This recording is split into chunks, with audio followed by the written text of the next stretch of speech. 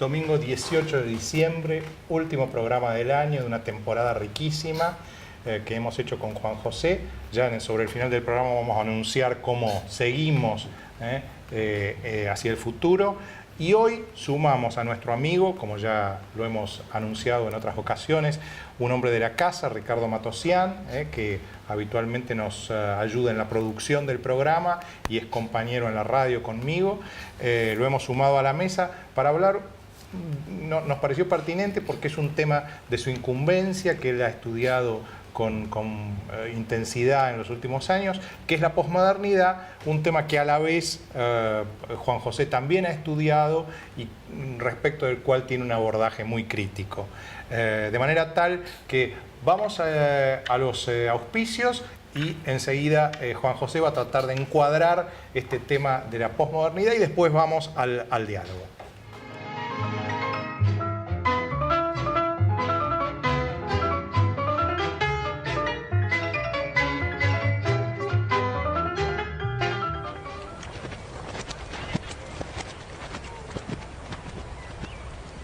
UCES, la excelencia, un compromiso. www.uces.edu.ar.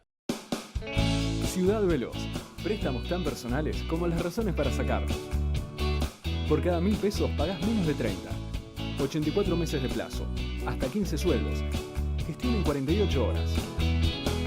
Comunicate llamando al 0822 20400. Banco Ciudad, te quiero ver crecer.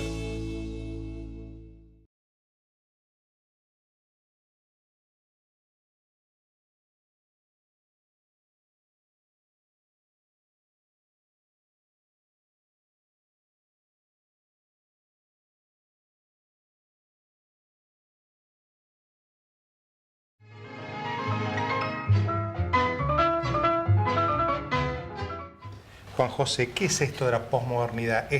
¿La posmodernidad es la premodernidad o es una superación de la modernidad? No, ante todo quisiera decir, a ver, ¿dónde sale la palabra posmodernidad? Palabra que todo el mundo hoy emplea sin saber bien. Y surgió de donde menos uno podía pensarlo. Ante todo, en 1977 es la primera vez que se emplea la palabra posmodernidad en la Newsweek, un periodista de Newsweek, hablando de arquitectura. Y justamente en el único rubro en que uno puede decir esto es posmodernidad es en arquitectura. Porque después esto se expande, ese término, a todo. Literatura, filosofía, política, psicoanálisis, lingüística, todo es posmoderno. Pero uno no sabe bien a qué se trata. En la arquitectura sí, uno puede decir arquitectura y diseño, uno puede decir, es posmoderno aquello que en un edificio moderno se introducen, se infiltran elementos de cualquier estilo, barroco, romántico, clásico, etc. Eso es posmoderno. Ahora, eso después se extrapola a una cantidad de disciplinas en las cuales no tienen nada que ver. Yo me veo en figurillas para decir en 10 minutos, en 5 minutos, realmente cuál es la esencia. Voy a tomar algunos rasgos que no son exactamente, hay diferencias entre un posmoderno y otro, ¿no? Foucault, Derrida, Lacan, Deleuze, todos tienen su idea. Pero yo diría dos rasgos, por lo menos 2 o 3 rasgos que sean como comunes a todos. El primero, obviamente, posmodernidad es un ataque a la modernidad. Es un ataque a la modernidad. Que yo, en mi modo de ver, creo que no es una superación de la modernidad ideológicamente, sino un retroceso. Yo diría que es una premodernidad. ¿Por qué? Porque la mayor parte de sus ideas son reivindicación de algo. La modernidad surge en el siglo XVIII con la Ilustración y las ideas fundamentales son un mundo racional, democrático, basado en la ciencia, en la técnica, en la idea de progreso. Todo eso es lo que quiere destruir la posmodernidad. Entonces, reivindica culturas extraoccidentales. auge del orientalismo, de las religiones esotéricas, el primitivismo, auge del primitivismo y reivindicación de los pueblos primitivos, que eso se va a ligar políticamente también con los movimientos tercermundistas, y todo eso, en el tiempo, que ya en realidad cuando surge la modernidad, surge al mismo tiempo ya la contramodernidad, con el romanticismo. Modernidad, siglo XVIII, ilustración. Siglo XVIII, siglo XIX, romanticismo, que es antimoderno, antiilustrado. Es decir, que se podía decir que la posmodernidad es una forma de neorromanticismo. Y bueno, dejo la palabra a nuestro amigo Ricardo, que tiene algunas posiciones por ahí no exactamente iguales a las Más matizado. Más matizado, sí. No, ante todo quiero decir que yo no me animo, no soy tan valiente como para disentir con vos y menos ante las cámaras. Pero lo que sí querría añadir es algo que es muy importante, ¿no? Acá no se trata de tener... el posmodernismo no es una idea contraria a la modernidad.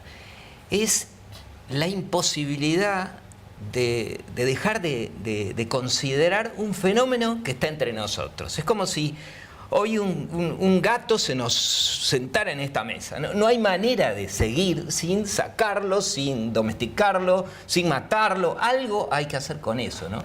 Y por eso yo pensé, yo tengo acá algunos de los libros que son para mí fundantes de la posmodernidad, que son de un autor que murió en el año 1980, que es Marshall McLuhan, que es canadiense, y que fue el precursor de todo esto, en mi criterio, ¿no? Y después Baudrillard, que es uno de los autores que más trabajó, pero bueno, Baudrillard murió hace 3 años y sus desarrollos fueron muy interesantes, pero pienso que son continuadores de las obras de Marshall McLuhan, ¿no? Marshall McLuhan en el año 1964 escribe un libro que se llama Understanding Media, ¿no?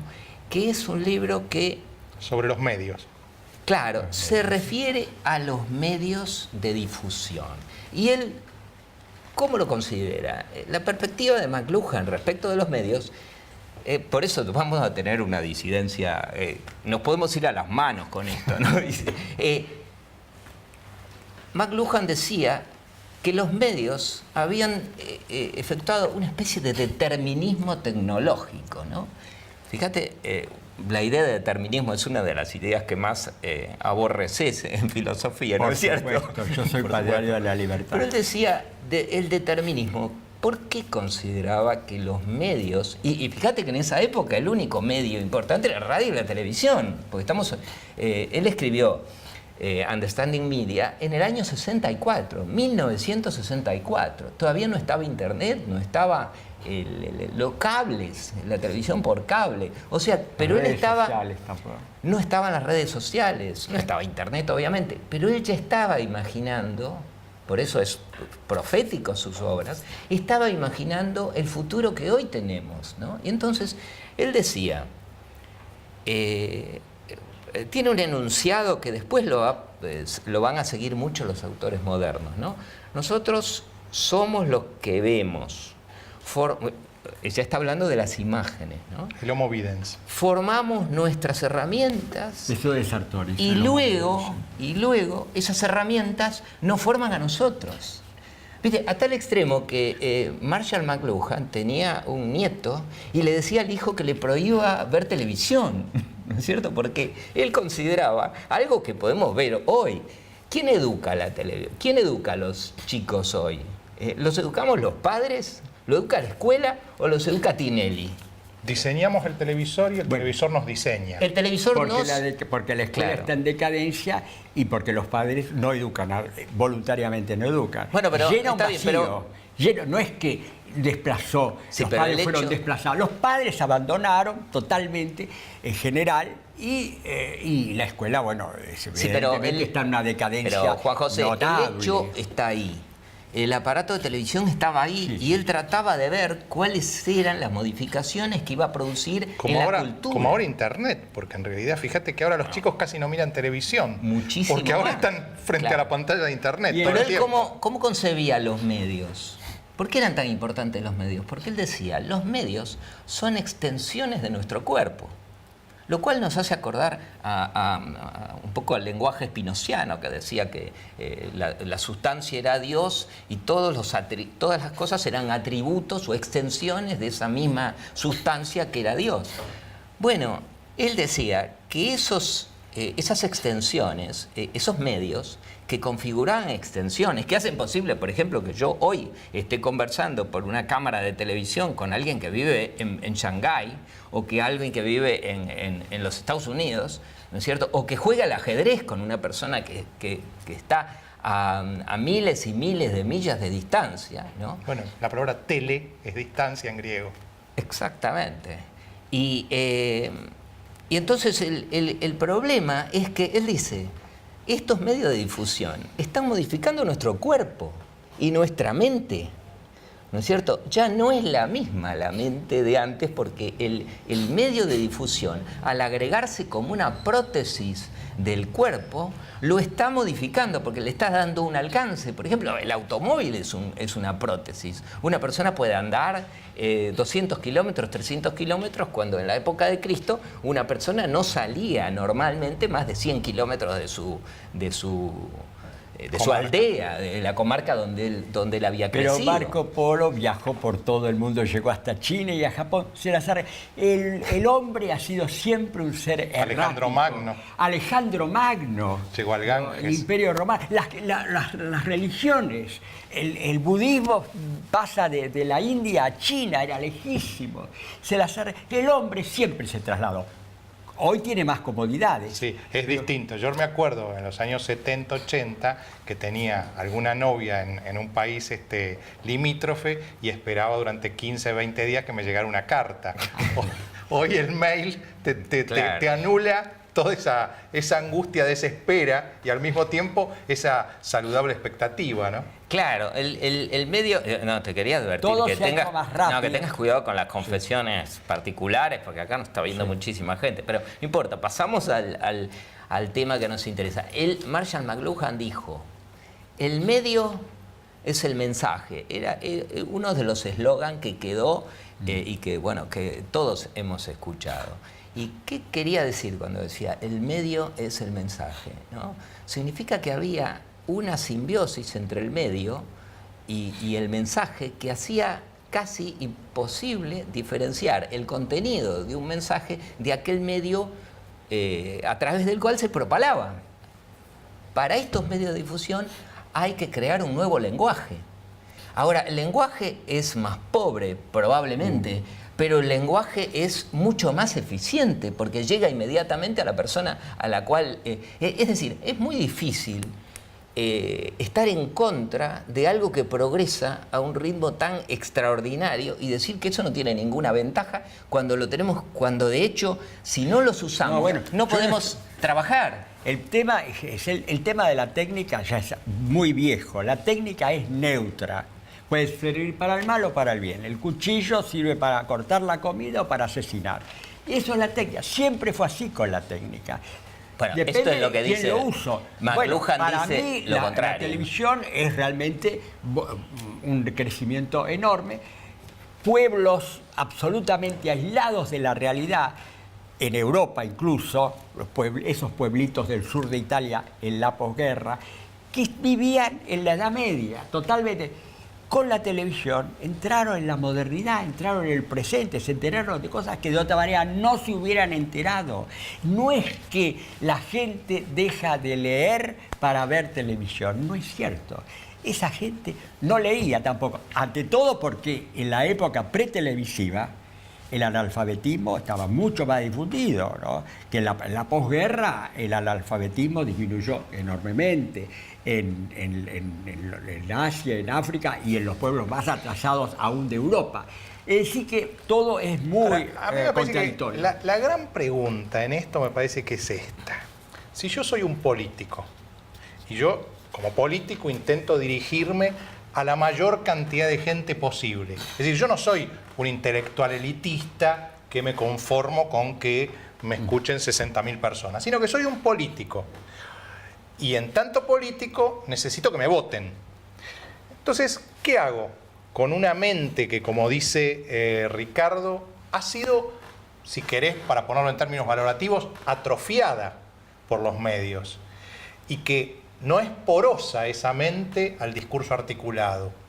¿Qué hago? ¿Le hago un discurso articulado y el tipo cambia de canal? ¿O le doy un eslogan?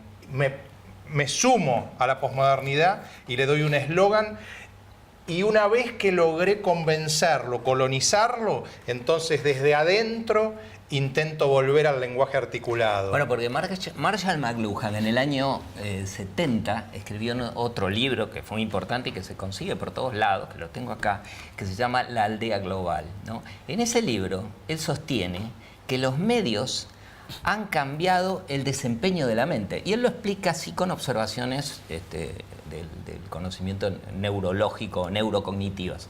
Entonces, ¿qué ocurre? En la computadora, mirá, vos fíjate, yo hice una prueba cuando me trataban de enseñar algunas cosas que yo no sabía, ¿no?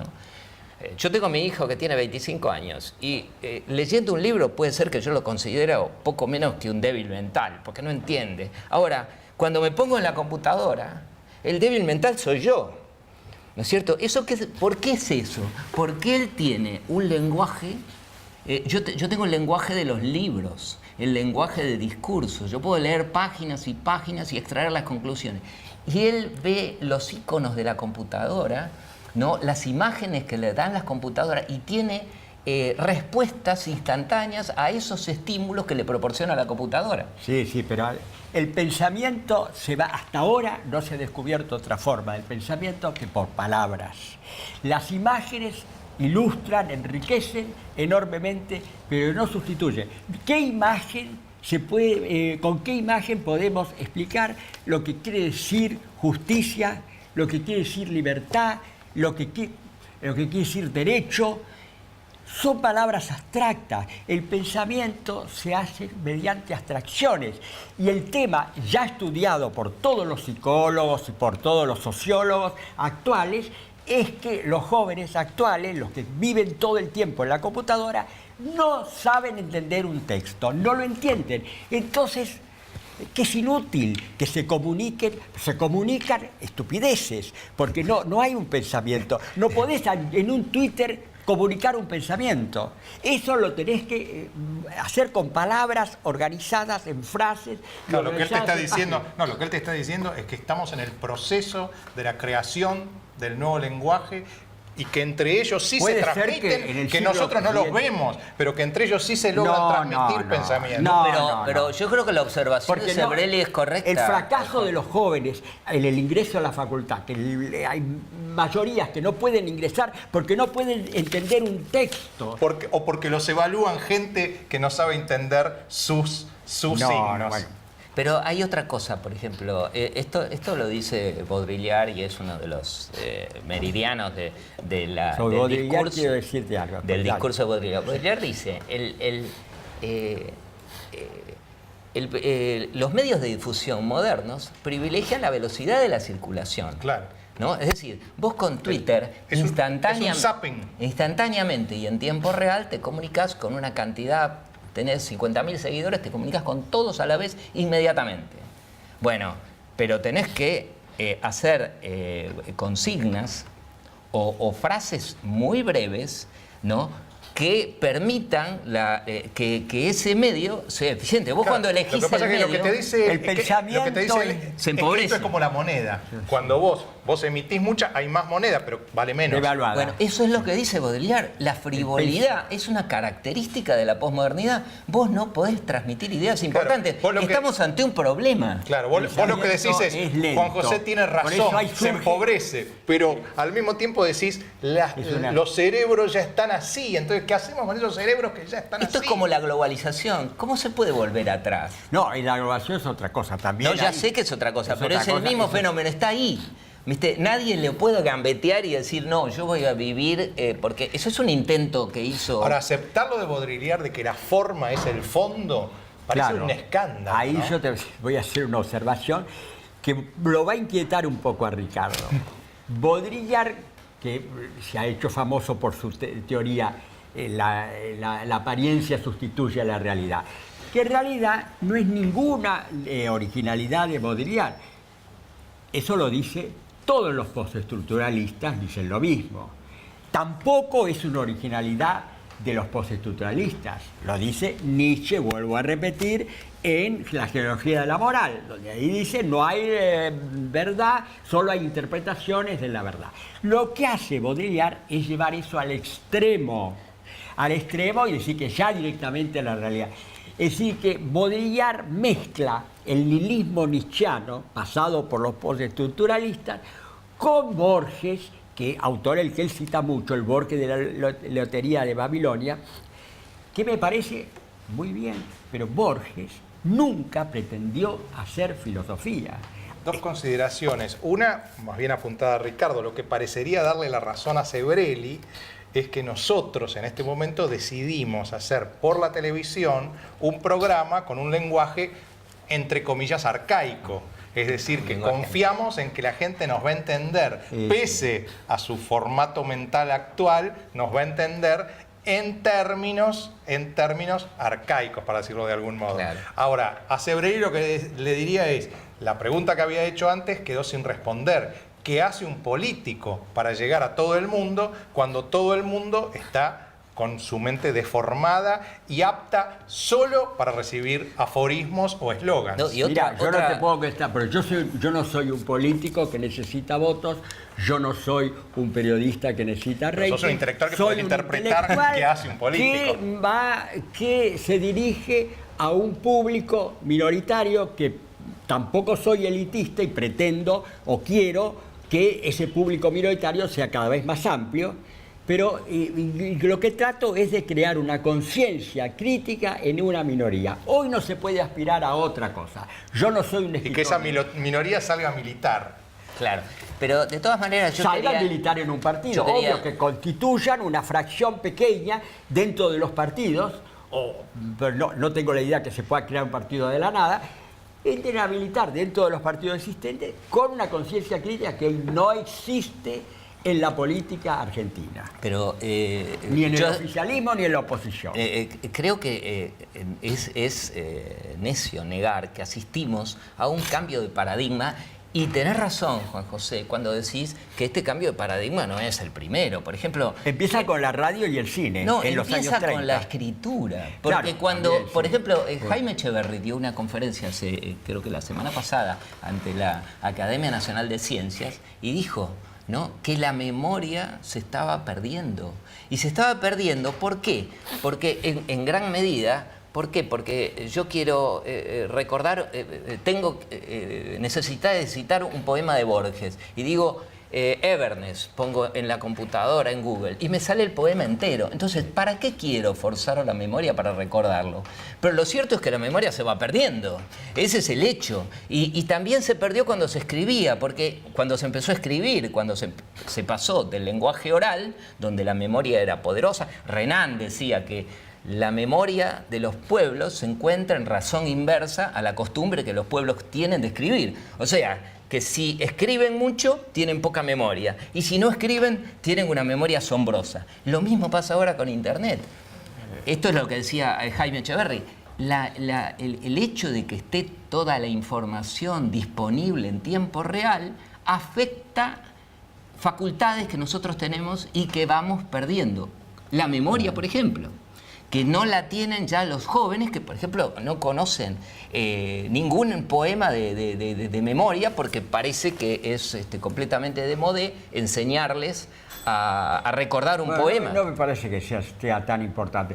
Yo te digo que gracias a Internet uno puede llegar a conocimientos bastante profundos, porque se entera, por lo menos en cuanto a hechos, a documentación, que en mi juventud tenía que, era un esfuerzo enorme. Yo tenía que hacer mis propios diccionarios porque no había de muchísimas cosas.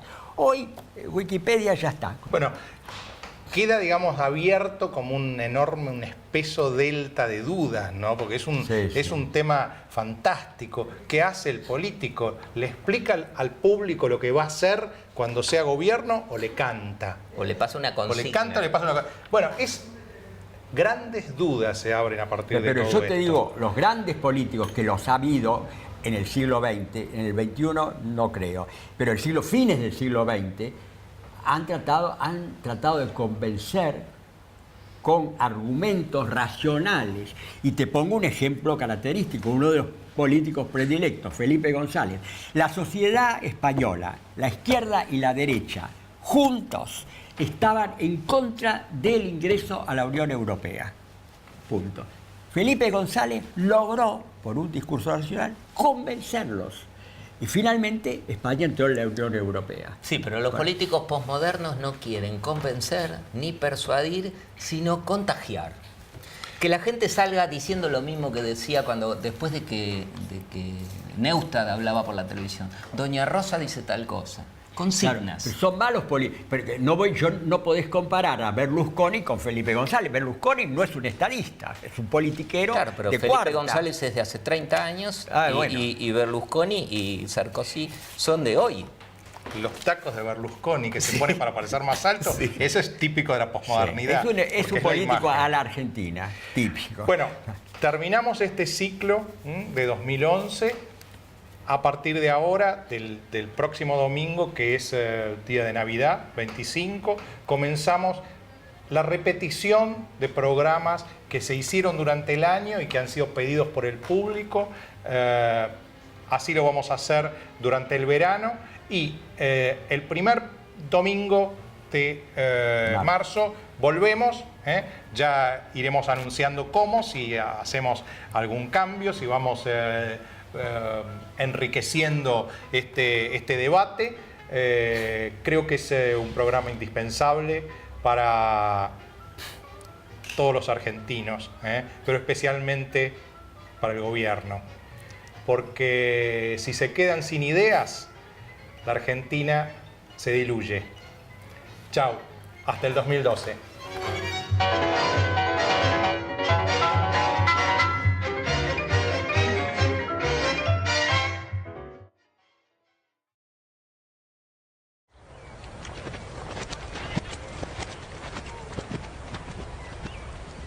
UCES, la excelencia, un compromiso. www.uces.edu.ar.